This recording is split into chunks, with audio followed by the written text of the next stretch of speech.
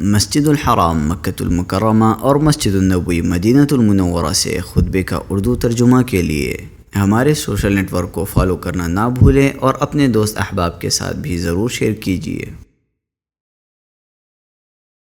خطبہ جمعہ مسجد الحرام، تاریخ 14 جمادی الثانی 1447 ہجری بمطابق 5 دسمبر 2025 عیسوی۔ موضوع توبہ و استغفار کی فضیلت و اہمیت۔ خطیب فضیلت الشیخ بندر بلیلہ حفظہ اللہ، ترجمہ حشر الدین مدنی۔ تمام تعریف اللہ کے لیے ہے جو نیک لوگوں کا مددگار، توبہ کرنے والوں کی توبہ قبول کرنے والا، شکستہ دل لوگوں کی ڈھارس بندھانے والا ہے۔ ہم انکساری اختیار کرنے والوں کی طرح اس کی تعریف کرتے ہیں، مقرب لوگوں کی طرح اس کا شکر بجا لاتے ہیں، اور کثرت سے رجوع کرنے والوں کی طرح اس سے مغفرت طلب کرتے ہیں۔ اور میں گواہی دیتا ہوں کہ ایک اللہ کے سوا کوئی معبود برحق نہیں، اس کا کوئی شریک نہیں۔ اس نے گنہگاروں کو چھوٹ دی، غافلوں کو مہلت دی، اور اس سے لو لگانے والوں کو امید دلائی۔ اور میں گواہی دیتا ہوں کہ محمد اللہ کے بندے اور اس کے رسول ہیں، جنہیں ان کے رب نے قیامت سے پہلے تمام جہانوں کے لیے رحمت اور ساری مخلوق کے لیے ہدایت بنا کر بھیجا۔ اللہ آپ پر درود و سلام اور برکت نازل فرمائے، اور آپ کے پاک اور طیب اہل خانہ پر، اور روشن روح بابرکت صحابہ پر، اور قیامت تک ان کی اچھی طرح پیروی کرنے والوں پر۔ اما بعد، لوگوں میں تمہیں اور خود کو اللہ کے تقوی کی وصیت کرتا ہوں۔ اللہ سے ڈرو، اللہ تم پر رحم فرمائے۔ اپنے رب کی طرف پلٹ آؤ، اس سے درگزر رحمت، معافی اور رضا طلب کرو۔ بے شک اللہ سبحانہ جو اسے پکارے اسے رد نہیں کرتا، اور جو اس سے مناجات کرے اور امید رکھے اسے کبھی مایوس نہیں کرتا۔ اللہ کے بندو، بے شک اللہ عز و جل نے اس نفس کو پیدا کیا، اور خواہشات کا میلان اور شہوات کے سامنے کمزور پڑنا، برائیوں کا ارتکاب کرنا اور گناہوں میں پڑنا اس کی فطرت میں رکھا۔ یہ سب گہری حکمتوں اور عظیم مقاصد کے تحت ہے۔ ان میں سب سے بڑا مقصد یہ ہے کہ عفو، مغفرت، بردباری اور رحمت جیسی اللہ کے صفات جلال و کمال جلوہ گر ہوں۔ ابو ہریرہ رضی اللہ تعالی عنہ سے روایت ہے، انہوں نے کہا کہ رسول اللہ صلی اللہ علیہ وسلم نے فرمایا، قسم ہے اس ذات کی جس کے ہاتھ میں میری جان ہے، اگر تم گناہ نہ کرتے تو اللہ تمہیں مٹا دیتا اور ایسے لوگوں کو لاتا جو گناہ کرتے، پھر اللہ سے مغفرت استغفار کرتے تو اللہ انہیں بخش دیتا، اور تاکہ اللہ جان لے کہ کون اس سے پیٹھ پیچھے ڈرتا ہے، اور تاکہ بندے توبہ و استغفار کی عبادت کے ذریعے اس کا تقرب حاصل کریں۔ انس بن مالک رضی اللہ تعالی عنہ سے روایت ہے کہ نبی صلی اللہ علیہ وسلم نے فرمایا، آدم کا ہر بیٹا خطا کار ہے، اور خطا کاروں میں سب سے بہتر وہ ہے جو توبہ کرنے والا ہو۔ اسے امام احمد اور ترمذی نے روایت کیا ہے۔ اور تاکہ انہیں اللہ کی یاد آ جائے اور وہ چوکنے ہو جائیں، اللہ سبحانہ کا فرمان ہے، یقیناً جو لوگ متقی ہیں جب ان کو کوئی خطرہ شیطان کی طرف سے آ جاتا ہے تو چوکنے ہو جاتے ہیں، اور ایک ان کی آنکھیں کھل جاتی ہیں۔ ابن عباس رضی اللہ تعالی عنہما سے روایت ہے کہ نبی صلی اللہ علیہ وسلم نے فرمایا، کوئی بھی مؤمن بندہ ایسا نہیں جس کے پاس کوئی گناہ نہ ہو جس سے وہ وقتاً فوقتاً کرتا ہے، یا ایسا گناہ جس پر وہ قائم نہ ہو اور وہ اسے نہیں چھوڑتا ہے یہاں تک کہ بندہ دنیا کو چھوڑ دے۔ بے شک مومن کو آزمائش میں مبتلا ہونے والا، بار بار توبہ کرنے والا، ڈھونڈنے والا پیدا کیا گیا ہے۔ جب اسے نصیحت کی جاتی ہے تو قبول کر لیتا ہے۔ اسے امام طبرانی نے روایت کیا ہے۔ اور تاکہ وہ انکساری اور گریہ وزاری کے ساتھ اللہ کی طرف لوٹے، اللہ تعالیٰ نے فرمایا، اور ہم نے دنیا میں ان کی مختلف جماعتیں کر دی، بعد ان میں نیک تھے اور بعد ان میں اور طرح کے تھے، اور ہم ان کو خوشحالیوں اور بدحالیوں سے آزماتے رہے کہ شاید باز آ جائیں۔ یہ ساری چیزیں سب سے بڑی عبادتوں اور عظیم ترین قربتوں میں سے ہیں، اور زمین و آسمان کے رب کے نزدیک محبوب ہیں۔ اللہ سبحانہ تعالیٰ نے انہیں خود سے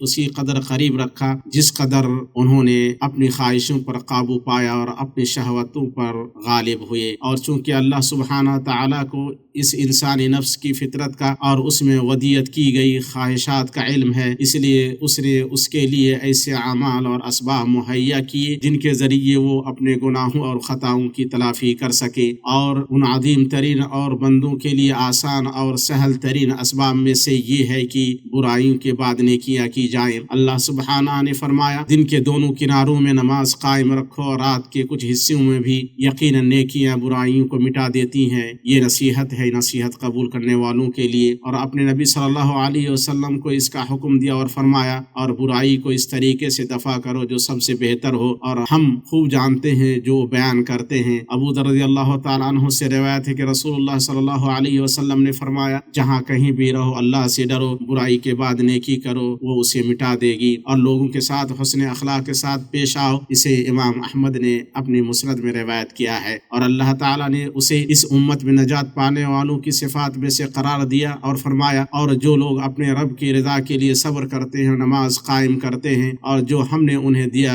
اس میں چھپ کر اور کھلے عام خرچ کرتے ہیں، اور نیکی سے برائی کو دفع کرتے ہیں، وہی ہیں جن کے لیے آخرت میں بہترین انجام ہے۔ اور اسے گزرے ہوئے لوگوں کی خوبیوں میں سے شمار کیا ہے، فرمایا جس کو ہم نے اس سے پہلے کتاب عنایت فرمائی وہ اس پر بھی ایمان رکھتے ہیں، اور جب اس کی آیتیں ان کے پاس پڑھی جاتی ہیں تو وہ کہہ دیتے ہیں کہ اس کے ہمارے رب کی طرف سے حق ہونے پر ہمارا ایمان ہے، ہم تو پہلے ہی سے مسلمان تھے۔ یہ اپنے کیے ہوئے صبر کے بدلے دوہرا دوہرا اجر دیے جائیں گے۔ یہ نیکی سے بدی کو ٹال دیتے ہیں اور ہم نے جو انہیں دے رکھا ہے اس میں سے دیتے رہتے ہیں۔ اللہ کے بندو، اعمال بہت زیادہ ہیں، تقرب کے کام نو بنو ہیں، اور یہ سب گناہ کے بعد نیکی کرنے کے زمرے میں آتے ہیں۔ ابو ہریرہ رضی اللہ تعالیٰ عنہ سے روایت ہے کہ رسول اللہ صلی اللہ علیہ وسلم نے فرمایا کیا میں تمہیں ایسی چیز نہ بتاؤں جس کے ذریعے اللہ گناہوں کو مٹا دیتا ہے اور درجات بلند فرماتا ہے؟ صحابہ نے عرض کیا کیوں نہیں اے اللہ کے رسول؟ آپ صلی اللہ علیہ وسلم نے فرمایا ناگواری کے باوجود اچھی طرح وضو کرنا، مسجدوں کی طرف زیادہ چل کر جانا، اور ایک نماز کے بعد دوسری نماز کا انتظار کرنا، یہی رباط یعنی پاسبانی ہے۔ اسے امام مسلم نے روایت کیا ہے۔ ابو ذر رضی اللہ تعالیٰ عنہ سے روایت ہے کہ رسول اللہ صلی اللہ علیہ وسلم نے فرمایا تمہارا اپنے ڈول سے اپنے بھائی کے ڈول میں پانی ڈالنا صدقہ ہے، نیکی کا حکم دینا اور برائی سے روکنا صدقہ ہے، اپنے بھائی کے سامنے مسکرانا صدقہ ہے، لوگوں کے راستے سے پتھر، کانٹا یا ہڈی ہٹا دینا تمہارے لیے صدقہ ہے، اور کسی بھٹکے ہوئے کی رہنمائی کرنا بھی صدقہ ہے۔ اسے امام بخاری نے ادب مفرد میں اور امام ترمذی نے اپنی سنن میں روایت کیا ہے۔ اور ان اعمال میں سے جن کے ذریعے اللہ تعالیٰ گناہوں کو مٹا دیتا ہے اور خطاؤں کو دھو دیتا ہے، سب سے عظیم عمل توحید کی نیکی ہے۔ اور تم کیا جانو کہ توحید کی نیکی کیا ہے؟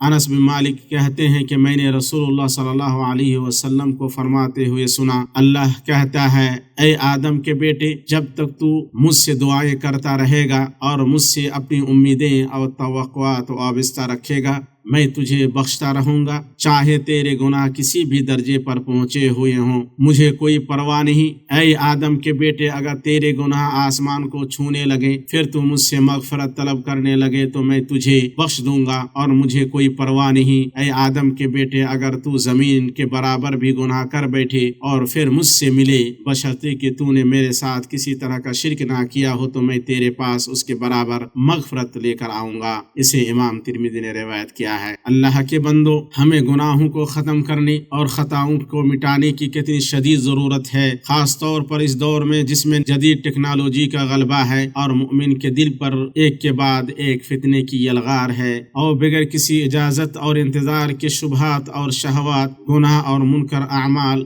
رات دن خفیہ و علانیہ طور پر اس پر حملہ آور ہوتے ہیں۔ پس اے گنہگاروں اور کوتاہ کاروں، اللہ کے فضل سے نا امید نہ ہو اور اللہ کی رحمت سے مایوس نہ ہو، بلکہ ہر گناہ جو تم سے سرزد ہوا اسے بعد میں نیک عمل کرنے کا محرک بناؤ، تاکہ تم ہمیشہ اللہ کی رحمت، مغفرت، پردہ پوشی اور کرم کے سائے میں رہو۔ یوں وہ تمہیں اپنی وسیع بخشش سے ڈھانپ لے گا اور اپنی مضبوط حفاظت سے گھیر لے گا۔ اے اللہ، ہمیں اس سرکش نفس کے شر سے بچا لے اور ہمیں خالص توبہ کی توفیق عطا فرما، اور ہمیں ان لوگوں میں شامل کر جو جب نیکی کریں تو خوش ہو جائیں اور جب برائی کریں تو استغفار کریں۔ میں اپنی بات کہتا ہوں اور اللہ سے اپنے لیے، تمہارے لیے اور تمام مسلمانوں کے لیے ہر گناہ کی مغفرت چاہتا ہوں، بس تم بھی اس سے مغفرت چاہو، بے شک وہ بڑا بخشنے والا اور نہایت رحم کرنے والا ہے۔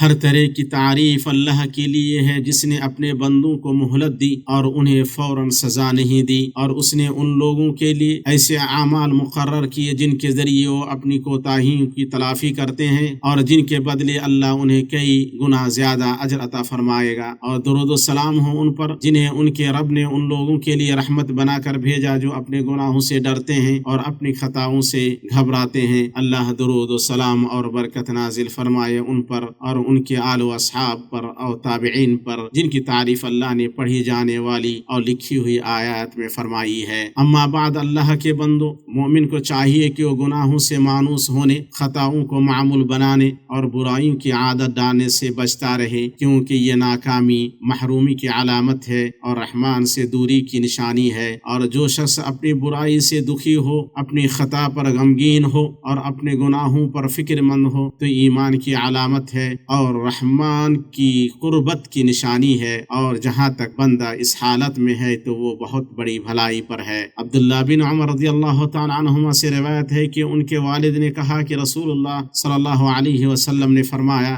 جو شخص اپنی نیکی سے خوش ہو اور اپنی برائی پر رنجیدہ ہو وہ مومن ہے۔ اسے امام احمد اور ترمذی نے روایت کیا اور اسے صحیح قرار دیا۔ پھر درود و سلام بھیجو اللہ کی سب سے بہترین مخلوق محمد بن عبداللہ پر، جیسے تمہارے رب نے تمہیں اس کا حکم دیا ہے۔ اللہ تعالیٰ نے فرمایا، اللہ اس کے فرشتے سے نبی پر درود بھیجتے ہیں۔ اے ایمان والو، تم بھی ان پر درود بھیجو اور خوب سلام بھی بھیجتے رہا کرو۔ اے اللہ، اپنے بندے رسول ہمارے نبی محمد پر درود سلام اور مزید برکت نازل فرما، اور اے اللہ تمام صحابہ کرام، تابعین اور ان کے بعد کے لوگ جو قیامت تک ان کی پیروی کرے ان سب سے راضی ہو جا۔ اے اللہ، اسلام اور مسلمانوں کو غلبہ عطا فرما، دین کے قلعہ کی حفاظت فرما اور اپنے موحد اور مومن بندوں کی مدد فرما۔